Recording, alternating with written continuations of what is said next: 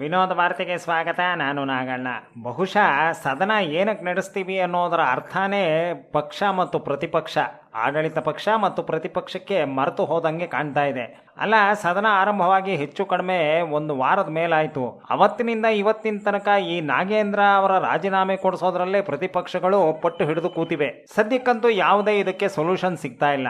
ಒಂದು ಕಡೆ ನಾಗೇಂದ್ರ ಅವರು ರಾಜೀನಾಮೆ ಕೊಡದೆ ಹೋದ್ರೆ ಅಹೋರಾತ್ರಿ ಸದನದಲ್ಲಿ ಪ್ರತಿಭಟನೆ ಮಾಡ್ತೀವಿ ಅಂತ ಬಿಜೆಪಿ ಒಂದು ತೀರ್ಮಾನವನ್ನು ತೆಗೆದುಕೊಂಡಿದ್ರೆ, ಮತ್ತೆ ಇನ್ನೊಂದು ಕಡೆ ಜಗಳೂರಿನಿಂದ ಬಳ್ಳಾರಿ ತನಕ ಪಾದಯಾತ್ರೆ ಮಾಡಿ, ಮಾನ ಮೂರಾ ಬಟ್ಟೆ ಮಾಡಿ, ಹರಾಜಾಕಿ ರಾಜ್ಯದ ಜನತೆಯೆಲ್ಲ ಛೀಮಾರಿ ಹಾಕೋ ಥರ ಮಾಡ್ತೀವಿ ಅಂತ ಪ್ರತಿಪಕ್ಷಗಳು ರೇಜಿಗೆ ಬಿದ್ದಿವೆ. ಆದರೆ ಯಾವುದಕ್ಕೂ ಬಗ್ಗದ ಈ ನಮ್ಮ ನಾಗೇಂದ್ರ ಪಟ್ಟು ಬಿಡದೆ, ರಾಜೀನಾಮೆಯೂ ಕೊಡದೆ, ನಾನು ದಲಿತ ನಾಯಕ, ದಲಿತನಾಗಿರೋದ್ರಿಂದ ನನ್ನ ಮೇಲೆ ಇವರು ಸವಾರಿ ಮಾಡ್ತಾ ಇದ್ದಾರೆ ಅಂತ ದಲಿತ ನಾಯಕ ಅನ್ನೋ ಒಂದು ಶೀಲ್ಡನ್ನು ಎದುರುಗಡೆ ಇಟ್ಕೊಂಡು ತಮ್ಮ ಕಾಯಿ ತಾವು ನಡೆಸೋದಕ್ಕೆ ನಿಂತಿದ್ದಾರೆ. ಆದರೆ ಸದನದ ಒಂದು ಈ ಮಹತ್ತರವಾದಂತಹ ಕಾರ್ಯಕಲಾಪ ಮತ್ತು ವೇಳೆಯನ್ನ ಕೇವಲ ಒಂದು ರಾಜೀನಾಮೆಗೋಸ್ಕರ ಈ ರೀತಿ ತಿಂದು ಹಾಕ್ತಾ ಇರೋದು ಆಡಳಿತ ಪಕ್ಷ ಮತ್ತು ಪ್ರತಿಪಕ್ಷಗಳಿಗೆ ಸರಿನಾ ಅನ್ನೋ ಪ್ರಶ್ನೆನ ಆ ಪಕ್ಷಗಳು ತಮ್ಮಲ್ಲೇ ಕೇಳ್ಕೋಬೇಕು.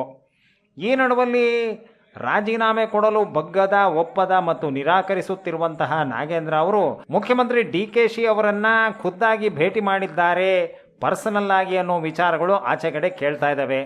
ಏನೇ ಇದ್ರೂ ಜನಗಳ ದುಡ್ಡಿನಿಂದ ಆಯ್ಕೆಯಾಗಿ ಹೋಗಿರುವಂತಹ ಸಚಿವರುಗಳು, ಶಾಸಕರುಗಳು, ಇನ್ನಿತರೆ ಆಡಳಿತ ಪಕ್ಷ ಮತ್ತು ವಿರೋಧ ಪಕ್ಷದ ಜನಗಳೆಲ್ಲ ಒಂದು ಯೋಚನೆ ಮಾಡಬೇಕು.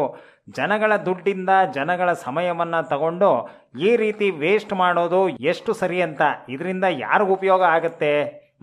ಇದಕ್ಕೆ ಅವರೇ ಉತ್ತರ ಕೊಡಬೇಕು. ಇನ್ನಾದರೂ ಎಚ್ಚೆತ್ಕೊಂಡು ಜವಾಬ್ದಾರಿಯಿಂದ ನಡ್ಕೋಬೇಕು ಅಂತ ನಾನು ಈ ಮೂಲಕ ಮನವಿ ಮಾಡ್ತೇನೆ. ಇಲ್ಲಿಗೆ ವಿನೋದ ವಾರ್ತೆ ಮುಗೀತು.